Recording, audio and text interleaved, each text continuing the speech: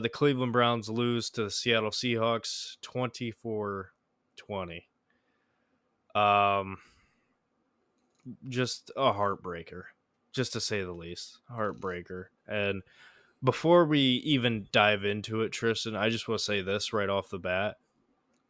For me personally, because if you heard me last week, I was unhinged, and I apologize for some of the things that I said last week. But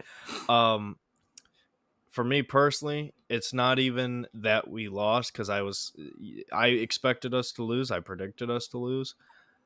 But it was how. Yet again, a game that we should have absolutely won. And here we are. So, Tristan, go ahead. Yeah. There's a lot to go through. Let's just kind of go through the list of, at least I'm going to run through the list of what's going to take the smallest amount of time for me to talk about versus the longest. So, special teams, they were okay. Elijah Moore had a couple of decent returns.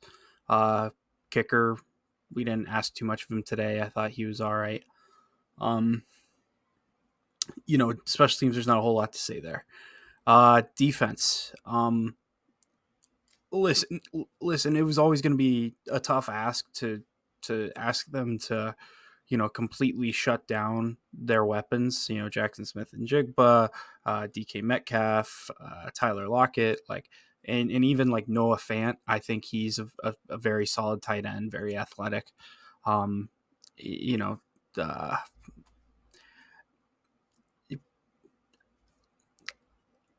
were a couple of plays that disappointed me. Namely, just individuals messing up.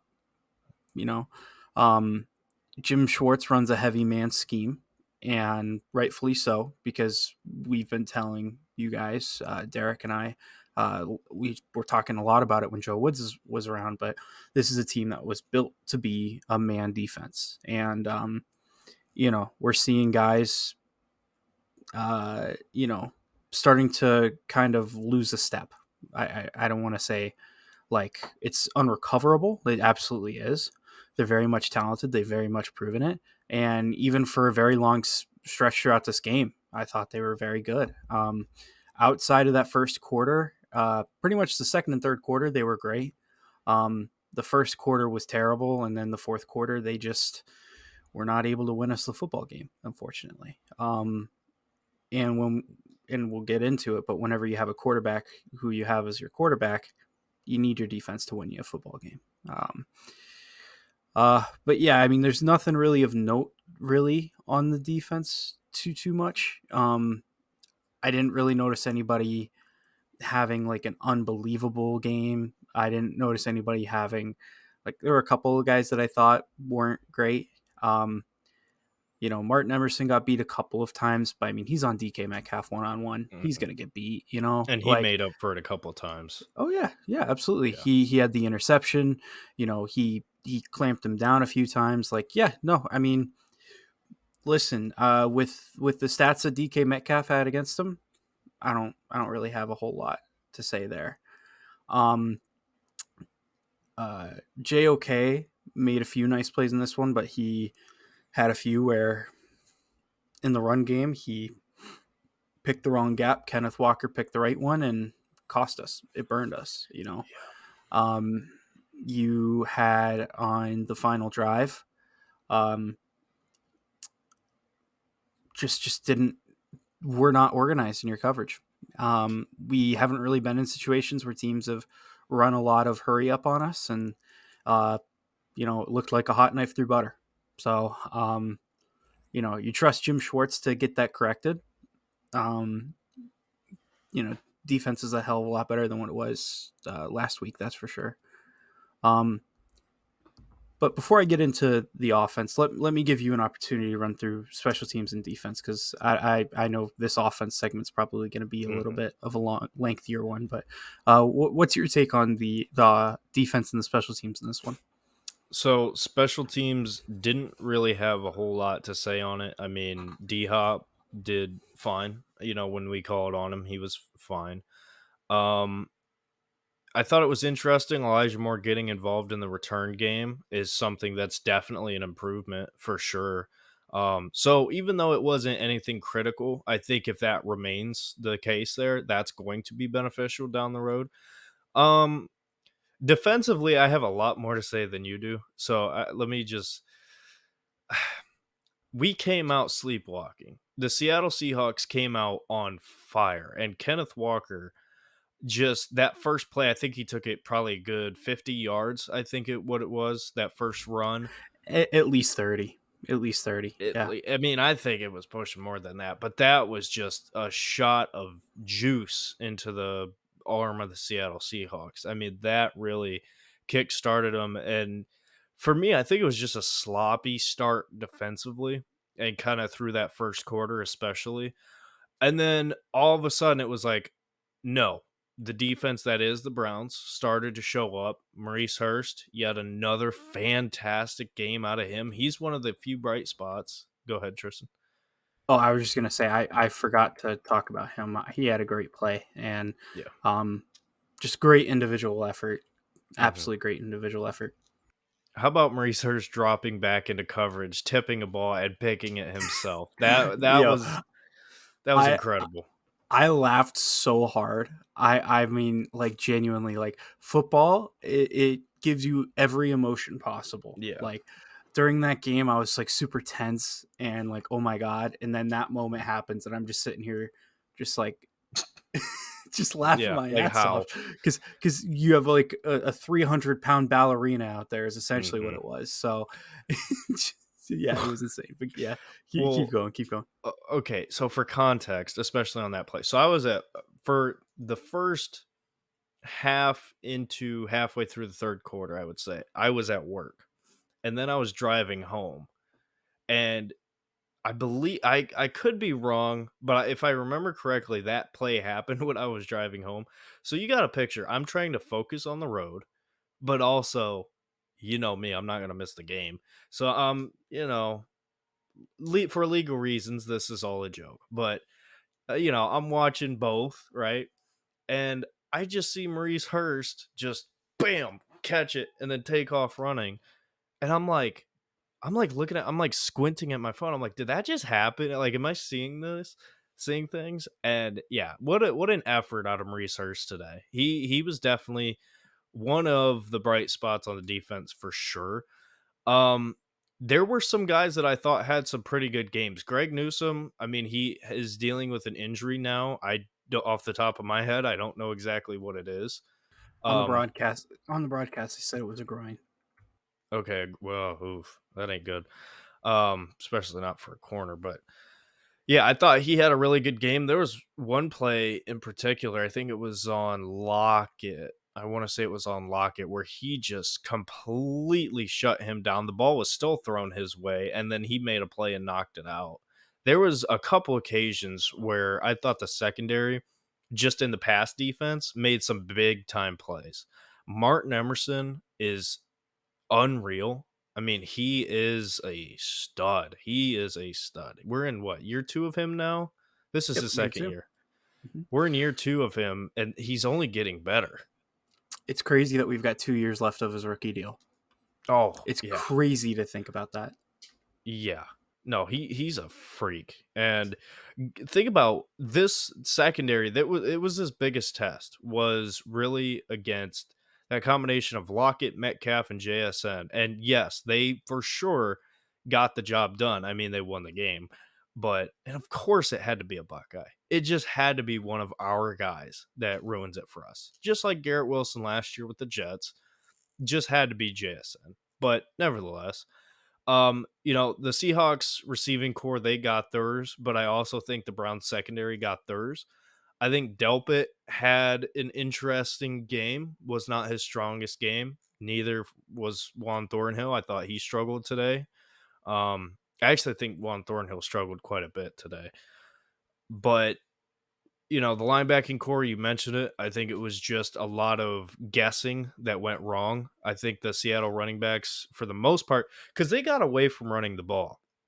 They started off and they were gashing us early in that first quarter.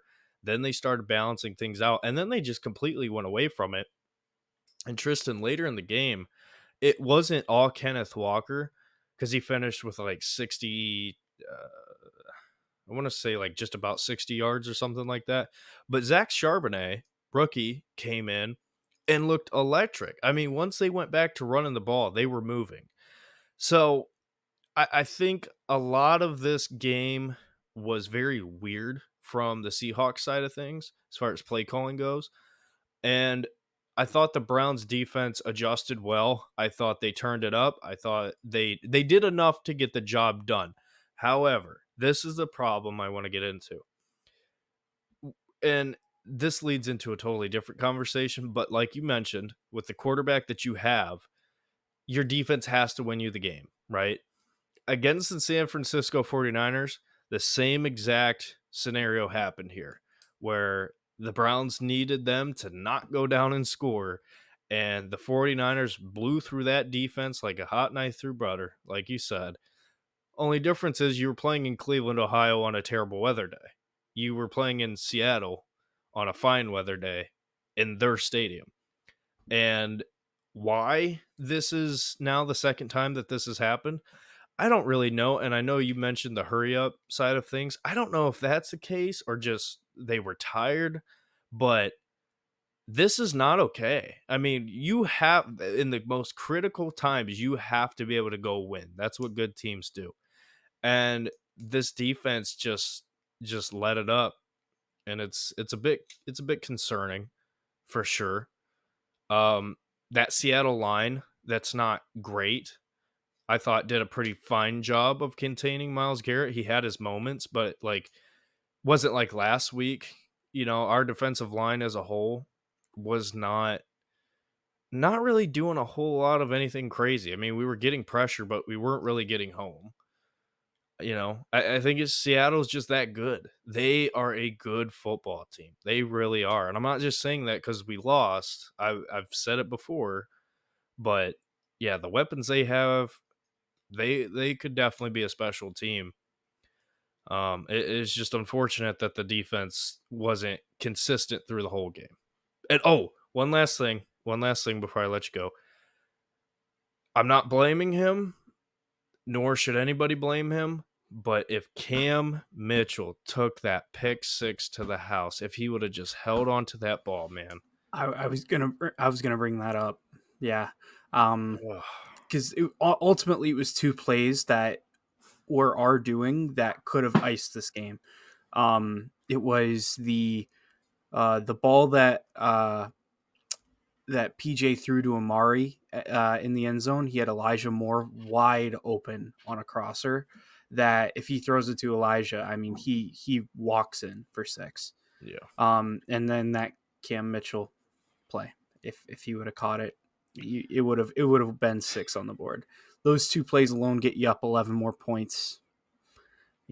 It's sad to say it and sad to think about it, but It is we what it we is. we had other opportunities to win the game. Yeah. That's what it came And down to. And you know, you know what I thought of? This is so stupid, but right when I saw that, if you've ever played Madden before and you like drop an easy interception and the Charles Davis, whoever the commentator is, goes, and that's why he's playing DB and not receiver. That's the first thing I heard in my head was like, come yep. on, dude. Oh, Like, all the time. All the time. I hear yeah. that. I hear that at least like 2-3 times a game when Yeah. watching football. Oh, But yeah, I mean, you said it. The, you kind of went into the individual players that personally I want to focus my attention elsewhere.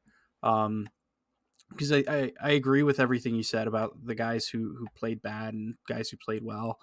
The only pushback I might give is I think Greg Newsome had a couple of moments as well where he wasn't fantastic, but again, I mean, they've got a great receiving core. Um, they're going to get theirs. End of that, but this offense, man, let's talk Yeah. about it. Um, Oof. I thought Elijah Moore had a pretty solid game. Mhm. I think we're starting to use him more as a boundary guy. And I actually kind of like that because I think it opens up more for him. Yeah. Um, Just for we context, Elijah Moore had 2 receptions, 30 yards. So, I yeah, don't know how many targets he had, but yeah. I mean, for me, whenever I saw him on the field, it looked like he was getting open. mhm. But again, you've got the quarterback you've got, so Yeah. um, and I'll get into him in a sec. But I thought Amari Cooper had a couple of nice plays, looked good. David Njoku had a great game. Yeah. Finally, we were able to execute that tight end screenplay without a penalty. Multiple times. Yeah. Like, oh my gosh, that tight end screen when we finally hit it, I was laughing because Really? oh yeah, because like think about it, because there was the one time that Jed had that illegal man downfield call. There Mhm. was the time that Wyatt Teller had the hold call. I want to say the hold was against San Francisco. The illegal man downfield, was that also against? No, wait, yeah, that might have also been against San Francisco. I can't remember though. Um, but like that play in, oh, and then there was another time where our offensive lineman just didn't block for it. I can't remember who is it against. It was, I think it was against Pittsburgh that happened. And so this play we have been trying to get, rightfully so, because we're just dumb mistakes away from having it be a great play, and it finally worked. So good for David. The running backs. I have been saying over and over and over again that Pierre Strong Yep. needs to get more touches, and he looked fantastic today. He was, in my opinion, without a shadow of a doubt, our best running back today. Kareem Hunt, I thought looked good again. He didn't necessarily do anything wrong. It's just for me, the way I see Pierre run the football, the way he cuts, the way he goes upfield, like he's not an east west kind of runner. He's north Mhm. south, and I love that. Especially when you have Jerome Ford, who's more of an east-west runner, and Cream, who just doesn't have that explosiveness that I J think Pierre has. Just to give you the numbers here real fast, Pierre Strong, 10 carries, 41 yards on the day. Kareem Hunt, 14 carries, 55 yards, and the touchdown. So, fairly Yeah, close, and Kareem Hunt had 4 more carries. So, yeah, yeah. Um, and offensive line. I don't want to go too hard on Jed because he did play through an injury today. mhm, And I respect that. But at the very end of the game, third down play, and he gets beat to the inside yet again. You know, yeah. and it's just it's a common thing with him to get beat to the inside, and he's had a couple of solid games past couple of weeks. So, I don't want to go too hard onto him because he has stepped it up a bit. Um, but you expect more from a guy that you drafted in the first round. Um, I will say I will leave it at that 10th with overall, him. too, not just 10th first. overall. Yeah. Yeah. Yeah. Fair enough. Yeah. The rest of the offensive line, I didn't think played too bad. I think Dwan Jones had a couple of times where, he picked the wrong guy. Mhm. Um, but again, he's a rookie in that situation, yeah, fourth round rookie, Yeah. if he was 10th overall, we'd have a little bit more to say about it. But um, the rest of the line I thought was okay. Nothing really too notable in my eyes. Um, and that just leaves us at quarterback. Um, if we would have had Will Levis today, we would have won. Oh, my. Oh, I knew that was gonna get you. I knew that was gonna get you. I did not see that coming at all, and I should have. That's what makes me so upset.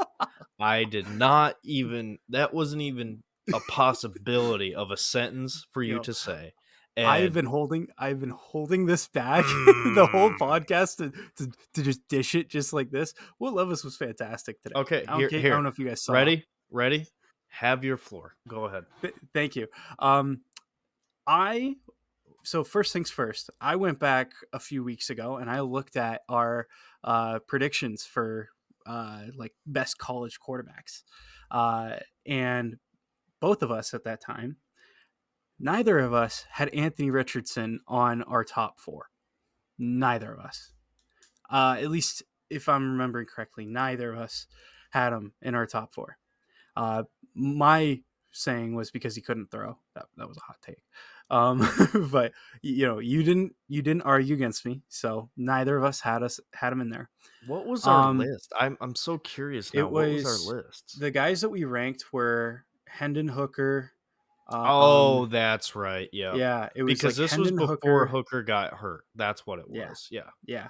So it was Hendon Hooker, Will Levis, Bryce Young, and then we had CJ Stroud. CJ Stroud. I think we only did four, if I'm remembering correctly, because I think so, yeah. I can't remember a fifth quarterback that we ranked. But um, I remember, I believe I had Hendon Hooker fourth. I had not CJ Stroud. I had Bryce Young third, CJ Mhm. Stroud second, and Will Levis one. Now, looking back at it, I should have flip flopped my one and two.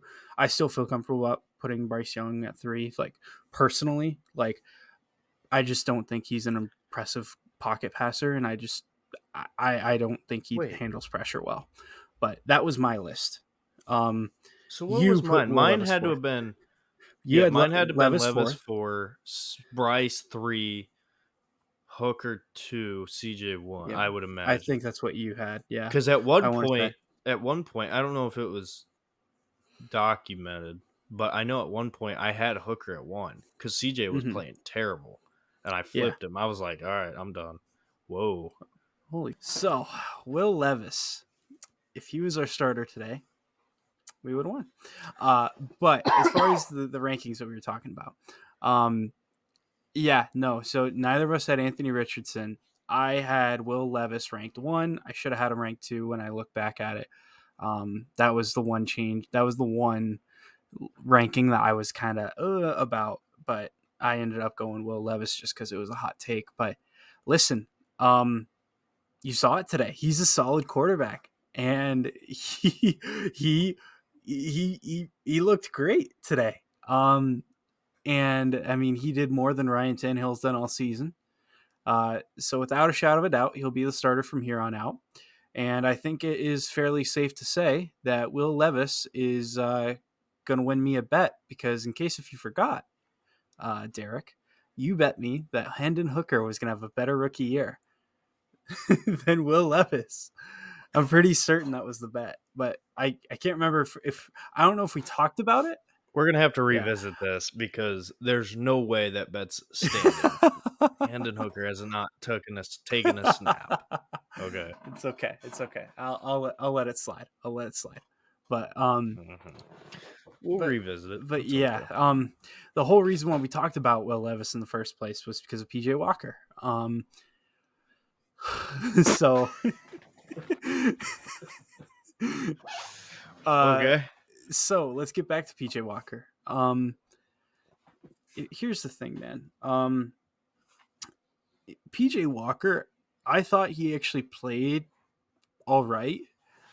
However, you just can't like you can't turn over the ball three times and expect to win. Just flat out. And Derek, I know we were talking about it before we went live about that third down play call that Stefanski dialed up. Hmm.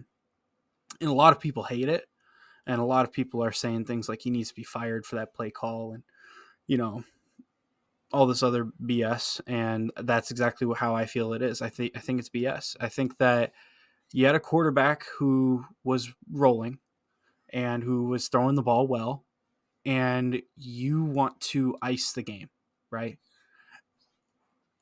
The reality of it is, Kevin called up a play where Jerome Ford got wide open over the middle, and the quarterback threw it to the wrong guy. The ball got batted off of a safety's head when Wyatt Teller probably could have gotten there a little bit sooner and blocked him and prevented him from being able to jump. Um, there were multiple things that failed on that play, but at the end of the day, the quarterback wasn't throwing to the right guy. And you know the I don't think this one's on Stefanski. I really don't. I think that he dialed up play in the end zone.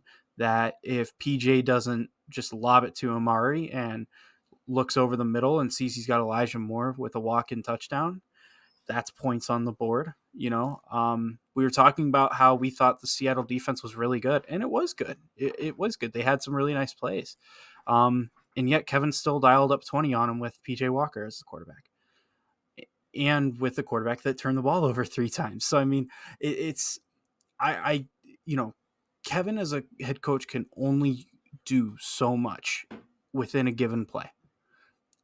And when I look at it, I say, right, are any of those 3 turnovers based off directly because Kevin decided to call a dumb play? I don't think so. I mean, even on that third one, you had Ford who's wide open. You had a strip sack, fumble, um, and then oh my god, I'm forgetting the other interception he had for some reason. Um, oh my god, Um, yeah, I I'm don't know. forgetting it right now. It's. I don't I mean, remember. if I saw it again, I'd know. But, um, No. at least I don't think that one was on Kevin either. So the way I look at it is this: if we have a healthy Deshaun Watson in there, we win that game. Like that. That's there's no question about that. Um, Yeah. at least in my eyes. You know. Um, so yeah, I mean, listen, I think we would have won this game if we would have traded for Jacoby Brissett, which I thought we should have. Um, I was saying it in spaces last week after last week's narrow win that listen, we've got a quarterback who, made a couple of plays, but he's turning over the ball a lot, and unfortunately, that was the case today. Um, I don't think Kevin called a perfect game, but considering the circumstances, I thought he dialed up a pretty solid one. Um, I don't think the blame falls on his shoulders. But I mean, listen, we've got 2 days until the trade deadline comes. Um, I think that we need to have a discussion about what type of moves we're going to be looking at doing. Um, at this moment in time, I don't think as though running back is necessary. I think you've got 3 guys that, I feel pretty confident with. And not only that, but are you really so confident in losing one of those guys like that they aren't going to find success elsewhere? I think they can contribute. I think they're good enough. Table that. We'll get to that because That's that's a right. That's deeper, right. deeper, deeper That's right. discussion. Um, do you want to continue on the offense, or were you finished talking? Yeah. The other thing I was going to touch on is going to be for the trade talks that we're going to get into discussions about trade deadline. So Okay. yeah, I jumped the gun Okay. there. But Derek, what are your Yeah, thoughts yeah. on the offense? Well, for editing purposes, it's easier to keep it all at once. But anyway, you're good. Yeah, the offense today was, I feel like we're trying too much. I think for me personally, I do think Kevin Stefanski is to blame for some things here. I think it's another example of him trying to outsmart himself or being too smart for his own good. A lot of cute stuff, a lot of, some of the same things that we've seen. Now, the one difference today was a lot of the screens and those sorts of things worked, which is they haven't worked. So that was good. That's always great. And David Njoku, especially, he had 4 receptions for 77 yards and a touchdown. I mean, you can't ask any more out of a guy like Njoku. That he had an incredible performance today. But I thought at times today Stefanski was questionable, and I don't necessarily blame him. I think he's been given an interesting situation to work with, and the cards that he holds in his hand currently, I think the realization we all have to have is this is what you're going to get.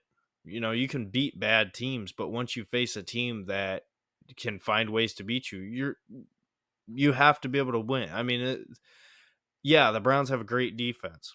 Awesome. Got to be able to move the ball.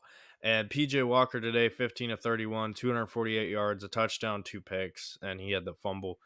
Um, that's not cutting it, right? And it is kind of impressive. 15 completions for almost 250 yards is actually pretty impressive. That's kind of crazy, right? When you break it down Yeah, like if you that. only look at that So, part, it's actually a solid stat yeah, line. yeah, Yeah. yeah. Yeah, not bad at all. But I think for me, offensively, it was weird because it wasn't like we could get anything consistently going other than on the ground. I thought on the ground today we were actually very well or very good, which I'll talk about in a minute. But through the air, it was more so chunk play, chunk play, chunk play, and nothing more really than that. It was kind of like it wasn't right. You watch teams and they can consistently throw 10, 15 yards, right, and then maybe hit you deep. The Browns today it was only like I mean, I don't know if this for a fact. It would be interesting to break it down, but it really seemed like it was like nothing, nothing, 20-yard gain, nothing, nothing, 25-yard gain. Like every time we threw the ball, it just felt like it was going for huge yards. Every time Njoku touched that ball, every time Amari Cooper touched that ball, he was 6 receptions today for 89 yards. Another really good game out of Amari Cooper. Elijah Moore, 2 receptions for 30. I already mentioned that. The offense through the air is just not cutting it. It's just not. And I think we'll talk about the trade deadline, but I think there needs to be some changes made on the offense. And for me personally, this Deshaun Watson thing, whatever your opinion on it is, the reality is the Browns need him. No ifs, ands, or buts about it. The Browns need him. And, I think a lot of that is just going to come down to him putting in the right preparation to get back. Um, but at the same time, if you cannot have Deshaun Watson, you need to find a replacement. And I've mentioned it. Dorian Thompson Robinson, DTR, give him another shot. I think the perfect time to do it would be against the Cardinals. Will Kevin Stefanski have the balls to do it? Probably not. Probably not. We're probably going to see if Deshaun can't play, it's probably going to be PJ again. But the reality is the Browns offensively, it was better today, but this is not sustainable, right? Maybe you can win against the Cardinals, and we'll talk about that here shortly. But you could beat the Cardinals playing like you played today. That's fine. But after that, Ravens, Steelers, Rams, all these teams that we got coming up, no, it's just not happening. So the Browns won against the Colts. We said they need to go at least 2-1. And, that's kind of looking at the big picture here. But I want to talk about the run game. Kareem Hunt, Jerome Ford, and Pierre Strong. Jerome Ford playing through injury, too, was very impressive. He had 9 carries for 37 yards. And, Pierre Strong, you've mentioned it. That dude he's a weapon for you. He really is. So 10 carries, 41 yards out of him, but critical carries, right? Where we needed to move the chains and he got the job done. Kareem Hunt for me today showed flashes of his former self where he wasn't like perfect. And you could definitely tell he's not the same Kareem Hunt, but he's getting it done for you, right? He has stepped up and has really kind of taken over now, obviously with Jerome Ford's injury, but he's kind of taken over as that number one. But the good news is Pierre Strong currently is filling in as a good number two. And in this game specifically, it was really 1A, 1B, 1C because 14 carries, 10 carries, 9 carries. I mean, that's all pretty close. And 55 yards, 41 yards, and 37 yards. You can't really ask a whole lot more as far as a running back by committee. So the Browns were moving the ball on the ground fine, I thought. Um let's I want to talk about that third down cuz that's going to be a highly debated, highly talked about play call. Would I have ran the ball? Yeah. Should they ran the ball? Probably, yeah. But at the same time, like you mentioned, It was there, right? So you can blame Kevin Stefanski for that, yes, and I get it. It's the principle versus the actual result necessarily. I understand that, and that's going to be the big issue. But at the same time, if PJ Walker just throws it to the right person, we're not talking about it. I mean, If he throws to it's the right that person, simple. game's over. Like that's why I don't Yeah. mind that play call. Like, I'm sorry for cutting you off, but like I agree with you though. Like No, you're good. I probably would have ran it just to make them burn timeouts or to run down the clock, whichever they chose. But they probably would have just burned a timeout. But realistically, running the football, are you confident you're getting the first down? I think they would have stopped us. Honestly, Mm. I really do. You know, he drew up a play where a guy got open, and it would have ended the game if he would have thrown it to the right guy. What else do you want your Yeah. your coach to do? But sorry, you can keep going. No, it's just one of those things that I feel like is going to be debated, and it's almost pointless because I think both things are true. I think this is the perfect example of two things can be true.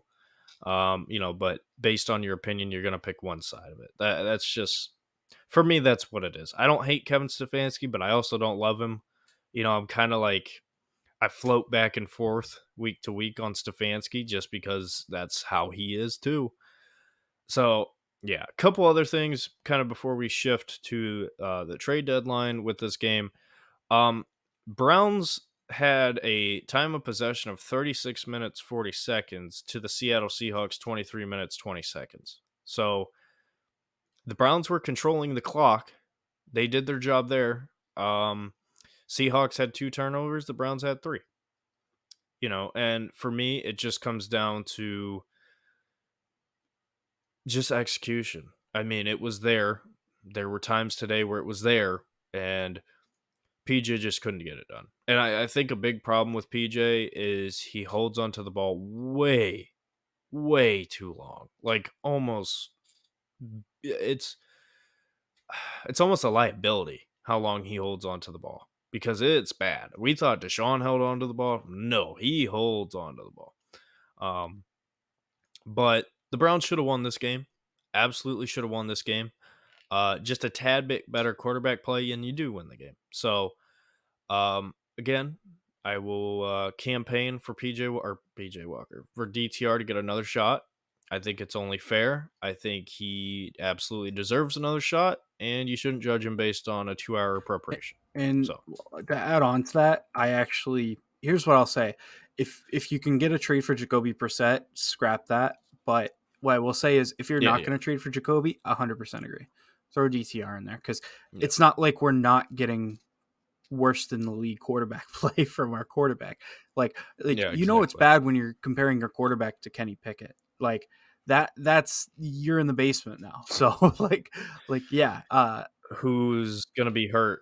I don't know if you saw that yeah. today. Kenny I Pickett heard got it. hurt pretty I, bad on a I throwing heard about it, shoulder. but I didn't like see it. So, but yeah. Yeah. I don't know how bad it is or what length of time he'll be out, but yeah, he took a hit. He took a hit. Oh, you know what? But I actually did see that hit. um Yeah, I did. Now I think about it, because I saw a clip on Twitter. Yeah, it was not a great hit because you yeah, said throwing shoulder, and it reminded me of it. So, but yeah. no. And since we're on the Steelers, just another example of what goes around comes around.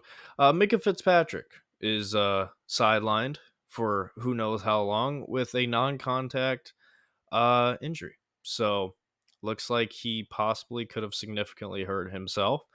I'm not saying that I am wishing injury upon anybody. However, when you intentionally try to injure somebody and you do, uh, something's gonna happen to you. So not gonna shed a tear for Minka Fitzpatrick. Uh, I'll say this: I don't think it was intentional, so I do not want to be tied to that. But I, I I, don't I care. get it. I will I say get it it. myself. I get It's it. fine. So, but yeah, no, I get what you're saying though.